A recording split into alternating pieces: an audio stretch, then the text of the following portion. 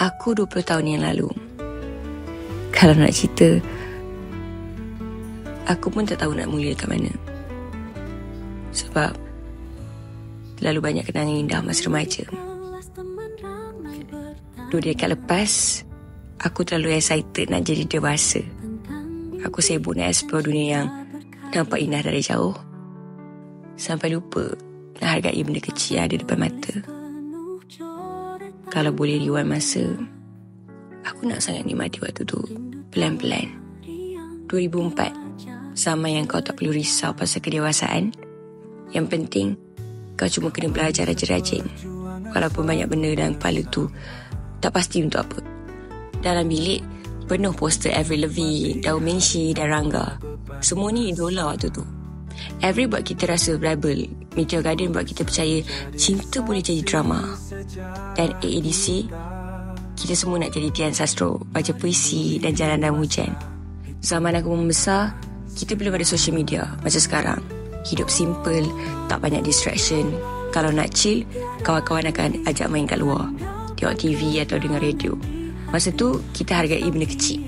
TV cuma ada channel 1, 2, 3. Kalau extra sikit, NTV7. Kadang bila fikir balik, aku jadi heran macam mana aku boleh hidup zaman tu.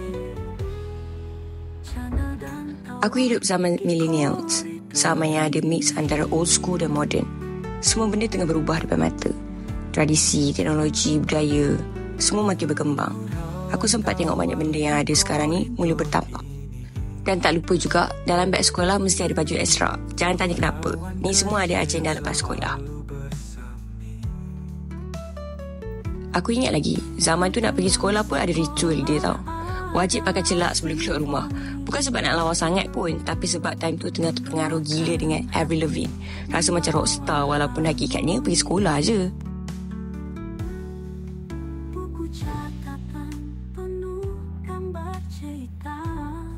Aku ingat lagi, pagi-pagi nak pergi sekolah, kalau hujan, aku dah standby mental. Kasut putih mesti belecak bila sampai sekolah. Bukan sebab malas, tapi sebab dulu aku pergi sekolah nak basikal, bukan bas. Jalan kampung yang berbatu, berlumpur, melekatkan tayar. Aku kayuh juga, sambil kepala fikir macam manalah nak bersihkan kasut nanti. Itu semua struggle kecil. Tapi bila ingat balik sekarang, dia ada satu rasa manis yang kita tahu kita takkan rasa lagi benda tu. Tapi dekat sekolah memang tak pernah bosan. Topik hangat time tu, semua orang sibuk cerita pasal Counter Strike, siapa paling power kat cyber cafe. Lepas tu mesti ada drama pasal Nokia 33 Sekupang. Orang utara cakap siapa dapat tukar housing paling rare lah. Tunjuk-tunjuk kat kawan. Kalau bukan pasal game atau phone, mesti cerita pasal lagu.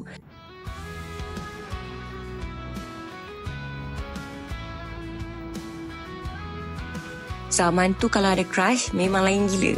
Tak ada Instagram atau TikTok nak stalk dia 24 jam. Semua benda kena face to face. So kalau nak tengok dia, kena tunggu kat sekolah je. Kat kantin ke, dalam kelas ke. Kalau nak sembang pun, tak ada WhatsApp atau DM. Kena SMS je. Kadang-kadang balas lambat. Lepas tu rasa macam jantung berdebar tau nak tunggu dia reply tu. Korang mesti pelik kan kenapa aku berhenti dekat rumah kosong ni. Aku akan datang sini untuk ganti baju lepas sekolah. Sebab nak pergi tempat best. Takkan pergi tempat best nak pakai baju tak cool kan.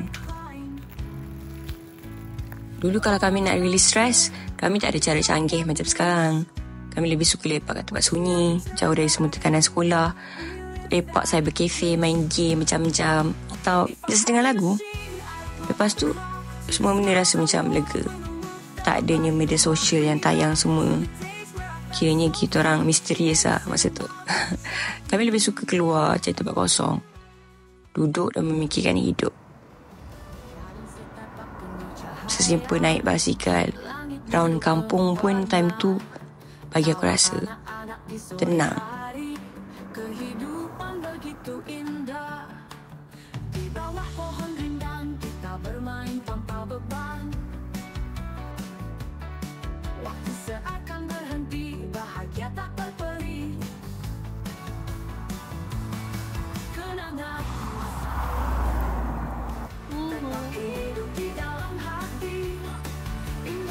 Lambat tu.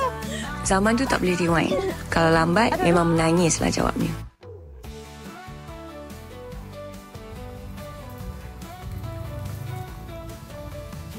Tapi kalau kau hidup zaman tu, kau kena peka dengan masa. Kalau tak, berkemungkinan besar kau akan terlepas cerita favourite kau. Dan dulu mana boleh record atau tengok semula. Semua benda live. Kalau terlambat, memang habis. Tak adanya streaming atau replay button.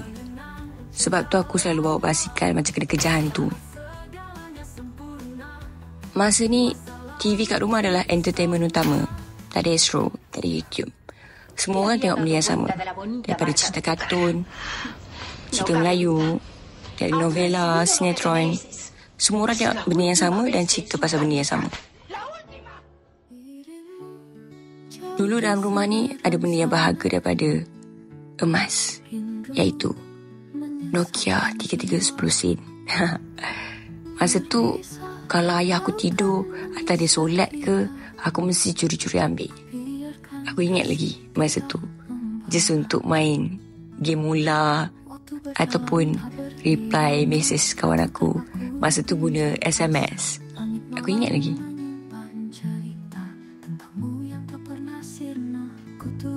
Benda yang paling aku rindu pasal 2004 adalah connection. Dulu tak ada media sosial yang kita terikat 24 jam dengan telefon. Boleh lepak dengan kawan. Bila lepak tu, semua memang present, ada, tak ada gangguan. Kami sembang dari hati ke hati, bukan sekadar scrolling atau like post. SMS dulu pun penuh makna, tak ada emoji atau gambar. Zaman tu hanya generasi millennials yang faham apa maksud sebenar harta tu. Bukan dari segi canggih, tapi dari segi makna yang dibawa. Zaman tu tak akan pernah pudar, sebab ia penuh dengan keikhlasan dan keindahan yang tak tergantikan. Semoga kau dengar dan merasa hati kita tetap bersama.